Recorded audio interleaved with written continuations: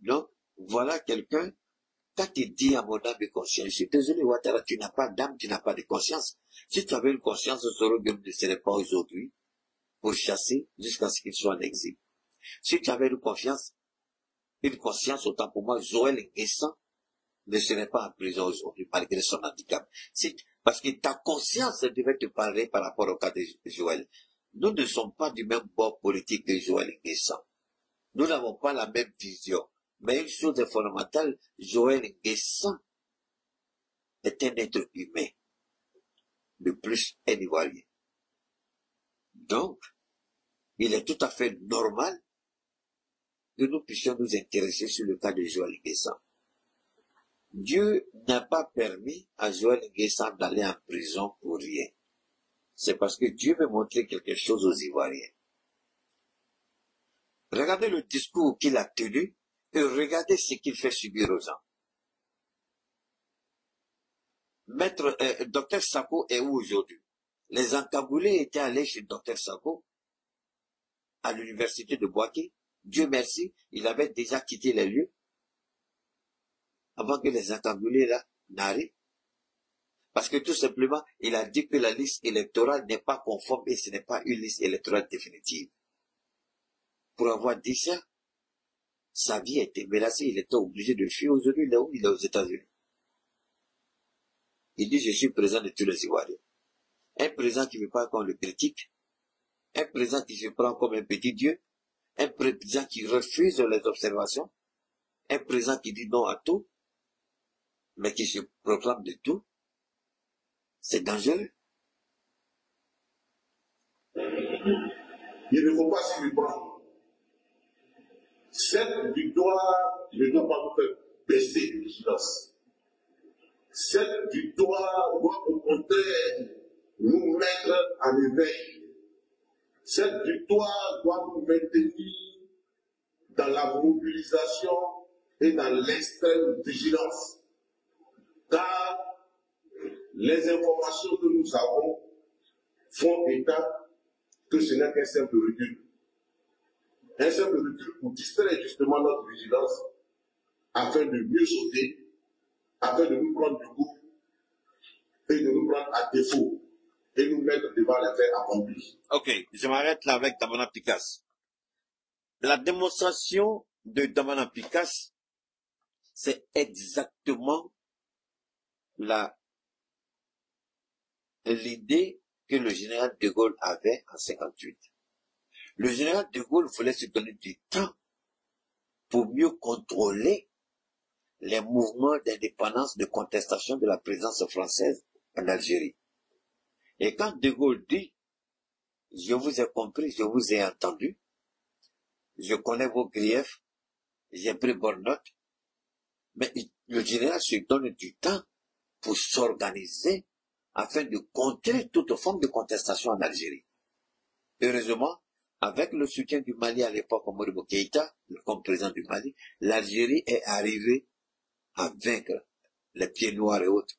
C'est pourquoi quand nous regardons le comportement de l'Algérie aujourd'hui, nous on dit en anglais, shame on you, Algérie. Shame on you, Algérie. Shame on you, Algérie, c'est-à-dire honte à vous, l'Algérie. C'est le Mali qui a ouvert un front pour vous permettre d'avoir la pression sur la présence française. Ben, Damana Picasse dit, il ne faut pas baisser les bras. Il se prépare pour mieux sauter, et c'est ce que De Gaulle a fait. De Gaulle dit, je vous ai compris, pour calmer les ardeurs. Comme c'est un militaire, il se prépare et puis il revient à la charge. Voilà ce qu'Alassane Ouattara est en train de faire. Alors je voudrais dire à Alassane Ouattara, ceux qui l'ont inspiré, ceux qui lui ont donné conseil, ceux qui lui disent ceci, c'est que Ouattara se mette en tête qu'il y a des gens plus efficaces, plus doués, plus déterminés, plus engagés qu'il ne peut l'imaginer. Donc ce discours de Ouattara du samedi au stade de BP pour la convention du RHDP, c'est un véritable plagiat. Il a fait un plagiat sur le discours de De Gaulle, je le répète une fois de plus, répétition étant pédagogique. Il a fait un plagiat sur le discours de De Gaulle le 4 juin 1958 à Alger. Donc Ouattara, c'est un menteur. Quelqu'un qui a un PhD passe son temps à tricher, à voler les propos des autres. Vous avez un PhD, vous devez être fier. Il fait des choses extraordinaires avec ce PhD. Malheureusement, ce n'est pas le cas. Je répète, Alassane Ouattara, il veut être candidat. Je vous ai toujours dit qu'il observait. Je vous ai toujours dit qu'il est en train de voir comment il va frapper. Alors, contrairement à une petite parenthèse, vous avez entendu son ministre de la Communication, Michelet, par rapport à la Côte d'Ivoire sur la liste noire de Donald Trump. Oui, on est en collaboration avec, on est en collaboration. Dans une seconde, il y a tellement de petits bâtards aujourd'hui que je vais les enlever. Alors donc, on est en collaboration avec, on a une bonne relation tant pour moi avec les États-Unis et en collaboration étroite avec l'ambassade des États-Unis. Donc, il y a un certain nombre de documents qu'il faut fournir. Mais attention, Michel est un menteur. Pour que vous soyez sur la liste noire des Américains, cette liste noire-là, blacklist, nous la connaissons un peu. Parce que même sur cette liste, il y a ce qu'on appelle no-fly zone. C'est-à-dire qu'il y a des... Si votre nom est sur la liste, vous ne pouvez même pas monter dans un avion pour vous diriger vers les États-Unis. Mais alors, Michel ment. On est en contact avec l'ambassade des États-Unis. Il y a les documents qu'ils ont demandés. Mais quels sont les documents qui ont été demandés? Petits menteurs corrompus, vendus. C'est faux. C'est parce que vous êtes dans une entreprise que les Américains condamnent. Vous êtes sur la liste de ceux qui font la vente de pommes d'amour que vous connaissez. Vous êtes dans un certain trafic qu'on appelle le pommes d'amour. Vous êtes encore dans le financement du terrorisme. Nous qui subissons les actes du terrorisme, mais nous, on n'est pas sur la liste. Pourquoi c'est la Côte d'Ivoire qui est sur la liste? C'est pas une question de document. Si la bonne gouvernance était une priorité de ce gouvernement-là, jamais votre nom ne sera sur la liste. C'est parce que vous êtes des menteurs, des corrompus et des vendus. Je reviens. Si vous aviez une gestion propre et saine, débarrassée de toute forme de corruption, vous ne serez jamais sur cette liste. Ce que Joël Guessan a dit, et par rapport à la corruption, les détournements de deniers publics, et par rapport à l'instrumentalisation de la justice, tout ce que Joël Guessan a dit, je vous ai dit et je le répète, quand vous voyez les ambassades des pays occidentaux dans nos différents pays africains, vous croyez que réellement c'est l'ambassadeur seulement qui est là-bas avec quelques collaborateurs? La CIA a un bureau dans toutes les ambassades des États-Unis dans le monde. La CIA travaille avec des organisations non gouvernementales dans les pays.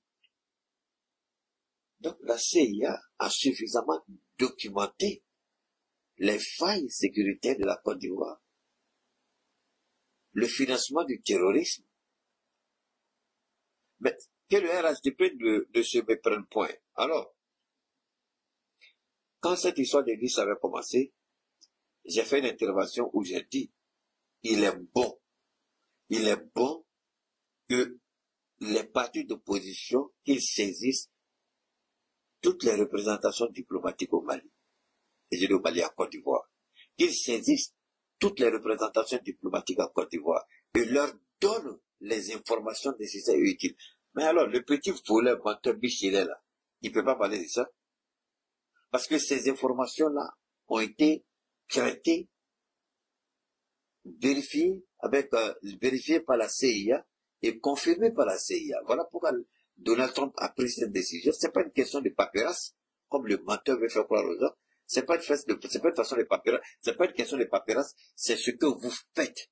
Ce que vous faites a été documenté. Ce que vous faites, la CIA a fait ses enquêtes, ses investigations, et la CIA a confirmé au département d'État qui évidemment a saisi le président de la Maison-Blanche. Non, la Côte d'Ivoire n'a pas vu son nom dessus comme ça. C'est parce qu'il y a un travail extraordinaire qui a été fait. Voilà. Alors, ceci dit, Ouattara dit, je vous ai compris, je vous ai entendu. Comme c'est un voleur, Dieu vient encore de faire grâce à son serviteur. Il vient de voler encore les propos de quelqu'un, mais il est incapable d'être honnête avec lui-même, à mon âme et conscience. Si tu avais une âme consciencieuse, Soro Dieu ne serait pas en exil. Si tu avais une âme consciencieuse, tu ne te serais pas attaqué à Abstatou Baba. Si tu avais une âme consciente, pas silencieuse, une âme consciente, consciencieuse, tu n'aurais jamais été surtout sous la prison. Si tu avais une âme consciencieuse, tu aurais pu éviter à Gonkoulibaly ce que tu lui as fait subir. Si tu avais une âme consciencieuse, Alassane Ouattara, il y a plein de choses que tu aurais arrêtées, mais tu ne l'as pas fait. Tu n'as pas. Désolé. Tu n'as pas une âme consciencieuse. Tu es un menteur, tu es un manipulateur. Donc il dit à son âme de conscience, il va réfléchir. Réfléchir sur quoi? Ça, c'est un premier point. Il y a un élément technique que Damana Picasso a développé. Alors, il y a un délai pour les dépôts de candidature. Il y a un délai pour ceci ou cela. Alors, mais quand vous regardez, il y a un certain nombre de délais qui sont déjà passés. Mais alors, regardez bien ce qui se passe. Le RHDP, une fois de plus, va violer la Constitution. Non seulement pour qu'il soit candidat, Ouattara, mais pire. Je dis, mais pire. Ils vont violer la Constitution sur un certain nombre d'articles. 2. Vous avez un certain nombre de délais avec la commission électorale indépendante. Je vais réfléchir. On a compris. Mais Damana Picasso va le dire, permettons à Damana. C'est pourquoi nous devons rester mobilisés de façon constante et permanente. Le RHDP, en décidant de proposer M. Alassane Ouattara comme candidat aux élections présidentielles, a manqué de sagesse et de pertinence. Parce que M. Ouattara ne peut plus faire acte de candidature. Le président Alassane Ouattara a épuisé ses mandatures à la tête de l'État de Côte d'Ivoire. Il avait droit à 2 mandats. Il a fait ses 2 mandats. Il avait droit à 2 mandats. Il a fait ses 2 mandats. Donc, il n'a même pas à réfléchir. Tout à fait, ouais. Il aurait pu répondre clairement et honnêtement devant ses militants en leur disant qu'il est dans l'impossibilité, au regard de la Constitution ivoirienne qui est la norme fondamentale, de répondre favorablement à leur appel. Vous savez, quand nous menons ce combat, vous dites que Ouattara ne respecte pas la Constitution, Ouattara fait ceci, Ouattara fait cela. Les petits taris, les dévergondés, les enfants de capote percés, ceux dont la vie ne sera rien, et c'est là pour parler. Demain, supposons que Blé Goudé soit président. Il va mélanger la Constitution et puis s'asseoir. Il va falloir le chasser par un coup, par des Kalachnikov. Supposons que ce soit Tidiane Diam, président. Il mélange la Constitution, il fait sa propre interprétation et puis il dit les dispositions là, lui ne le concerne pas. Mais si les dispositions ne te concernent pas, Alassane Ouattara, pourquoi les avoir introduites dans la Constitution? Si tu avais une conscience, si tu avais, je répète encore, si tu avais une âme consciencieuse, si tu avais des valeurs consciencieuses, si tu avais des obligations consciencieuses, si tu avais la vérité consciente et consciencieuse, Alassane Ouattara, tu ne serais jamais candidat. Mais pourquoi tu es candidat? Parce que tu n'as aucune moralité. Cette moralité que tu mets en avant n'existe pas. Parce que tu es un menteur. Alassane Ouattara, tu dis tu vas le réfléchir en âme et conscience. Mais la Constitution est claire. Elle dit qu'il y a 2. Mais tu trouves la ruse et la malice pour dire, toi tu n'es pas concerné. Mais pourtant, personne parmi vous ne peut nous montrer un seul article de loi dans la Constitution qui dit que Alassane Ouattara peut être candidat. Mais par contre, nous avons une plénitude d'articles qui disent qu'Alassane Ouattara ne peut pas être candidat. Mais au RHDP, il ne peut jamais montrer un seul article de cette Constitution pour dire voilà l'article qui permet à Ouattara d'être candidat. Ça n'existe pas. Mais par contre, les articles qui l'empêchent d'être candidat, ils sont là, du fait qu'il a déjà épuisé 2 mandats reconnus par la Constitution, et puis il a violé pour un 3e mandat, qui n'a jamais été reconnu par la Constitution. Donc quand il dit il va réfléchir pour dire quoi à qui? Il va le réfléchir pour faire quoi? Réfléchir pourquoi? Pour dire quoi?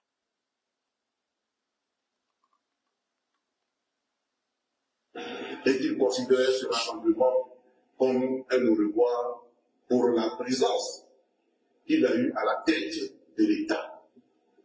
C'est ce à quoi nous nous attendions. Parce que il a lui-même dit devant le Congrès en 2020 qu'il ne pouvait pas faire un 3e mandat. Ceux qui ont écrit cette constitution, en l'occurrence le professeur Ouragaougou et le ministre Cissé Bakabo, qui sont les juristes, ont à profusion répété devant les médias nationaux et internationaux que le président Alassane Ouattara ne pouvait pas faire un 3e mandat. Alors, quand vous écoutez les gens du RHDP qui sont tellement suffisants qu'ils sont hautains, gonflés, orgueilleux, menteurs, corrompus, méchants, ils croient qu'ils ont fait une mobilisation. Nous leur disons, Dieu merci. Mais des images ont fuité dans un bus où on voyait les gens donner l'argent à ceux qui devaient aller remplir le stade de BP. Que Alassane Ouattara ne se trompe point. Chaque chose a une fin. Mais tout le monde prie pour avoir une fin heureuse. En tout cas, c'est comme ça nous musulmans on prie. Pour avoir une fin heureuse. Que Ouattara se pose la question, est-ce que lui, Ouattara, aura une fin heureuse? Au regard des multiples violations de la Constitution, il a orchestré des assassinats. Son action a provoqué des crimes graves, des crimes capitaux. Des gens ont été froidement abattus à la machette. Donc, que les gens arrêtent ça.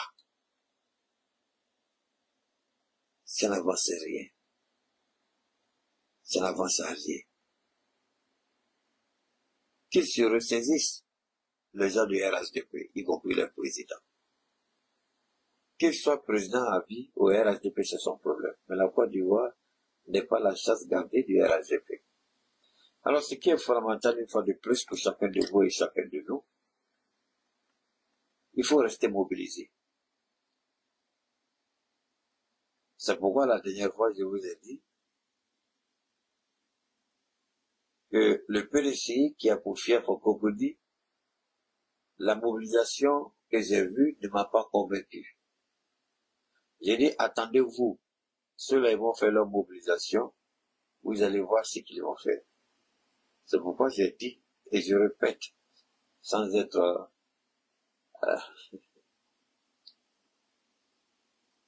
sans faire de la politique, dans le langage, je veux dire en ce moment, c'est les Ivoiriens veulent mieux que ça.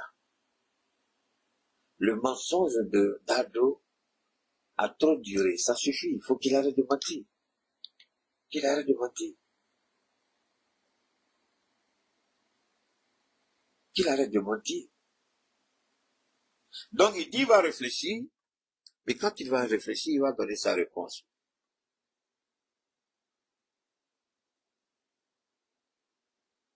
On attend, ben c'est là Tamashiri Klemsia. Il dit qu'il va donner sa réponse. Nous attendons cette réponse.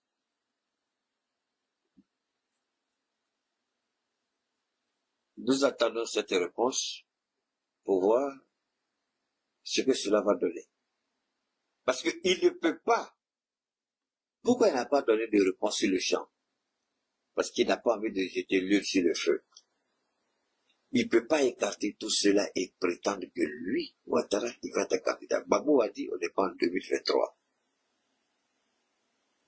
Il dit parce que je n'étais pas là. En 2024, pardon. C'est ça, 2020, pardon, ça fout 2020.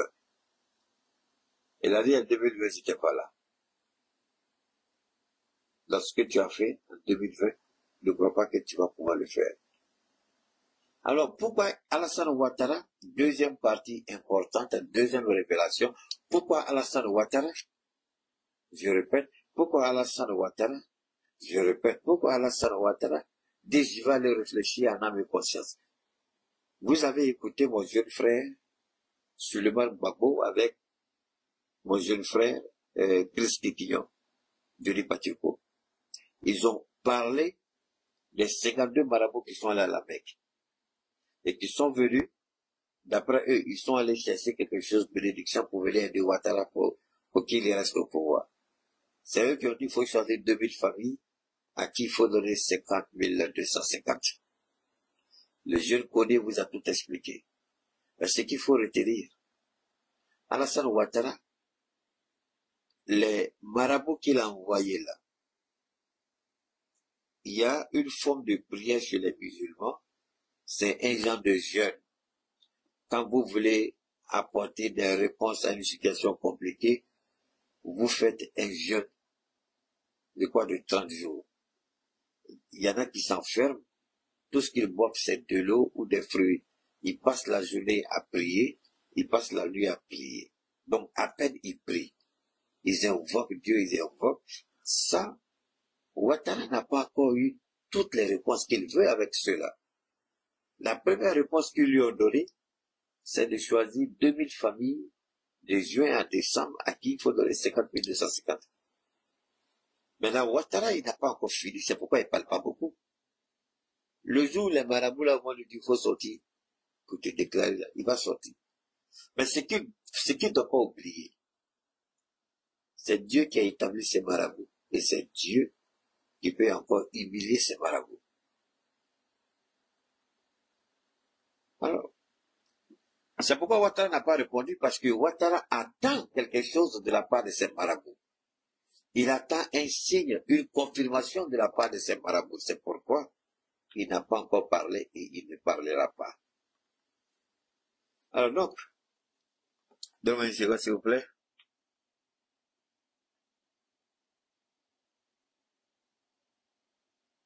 Alors donc, je vais être clair rapidement.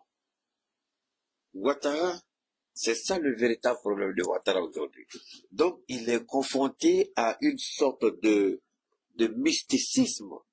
Donne-moi une seconde, je vais vérifier quelque chose ici rapidement. Il est confronté à une sorte de mysticisme. Et ça fait que, donne-moi une seconde, il y a un petit bâtard aussi qui est là qui va partir. Alors donc, voilà cette réalité. Le mysticisme, il est collé à ça. Et il voit le mysticisme comme étant la seule voie, le seul recours. Faire un quatrième mandat. Et Ouattara, il s'est dit, lui, s'il est élu pour un quatrième mandat, il n'est pas sûr. Je peux me tromper, mais j'ai l'impression qu'il n'est pas sûr de pouvoir, si jamais il est président pour un quatrième mandat, c'est comme s'il n'est pas sûr de pouvoir terminer les 5 ans. Donc, mourir au pouvoir, c'est son souhait. Mais ça, c'est sa conception, c'est pas la conception de Dieu. Il se trompe Ouattara sur toute la ligne. Il n'a rien compris encore. Il n'a qu'à demander au peuple juif. Sa femme est juive, non? Il n'a qu'à demander à ses parents juifs. Ouattara se trompe lourdement. Et Ouattara va perdre. Quand vous demandez pardon à Dieu, quand vous priez Dieu, et puis Dieu vous donne un pouvoir, et ce pouvoir-là, vous l'utilisez pour brimer ceux qui vous ont aidé. Vous l'utilisez pour brimer ceux qui ne sont pas d'accord avec vous, Croyez-vous que Dieu va fermer ses yeux? Croyez-vous que Dieu va fermer ses yeux et vous laisser commettre ces gens d'abomination? Non, ça n'arrivera pas.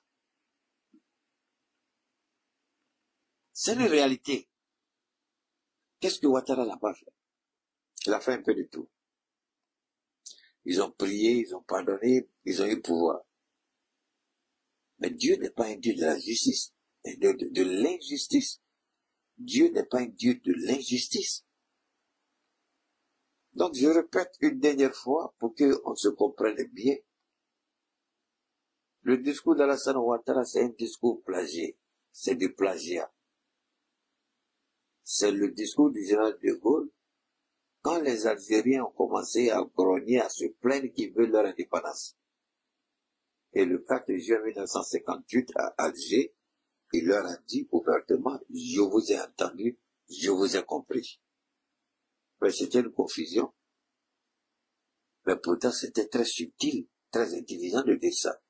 Ça permettait de donner du temps au général pour se préparer et puis contrer ce que l'Algérie veut faire. Et il a bien réussi à ce niveau. Alors donc, pour terminer cette partie d'Alassane Ouattara, toute cette mobilisation pour dire je vais aller réfléchir. Beaucoup sont déçus, beaucoup ont peur, et beaucoup se posent la question. Parce que Ouattara ne viendra jamais nous dire, voilà tel président m'a appelé, voilà ce qu'il a dit, tel premier ministre m'a appelé, voilà ce qu'il a dit. Il ne fera jamais ça. Mais il sait qu'il y a des lignes rouges qu'il ne peut pas